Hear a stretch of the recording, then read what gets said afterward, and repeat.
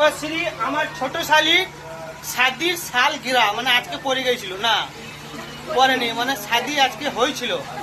এই যে ছোট শালি এটা হচ্ছে টুম্পা রানী, আমি বলেছিলাম।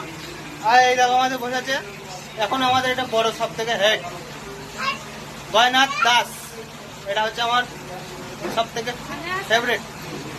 এটা হচ্ছে তুফানি, আর এটা হচ্ছে আমার এই দেখো আমার সেই বদি এই জি দেপা, এর নাম তুপা, এর নাম দেপা। আমার ছোট ছেলের নাম টুম্পা, আর ওর নাম হচ্ছে রূপা। দেখলাম এটা হচ্ছে রূপা, ঠিক আছে?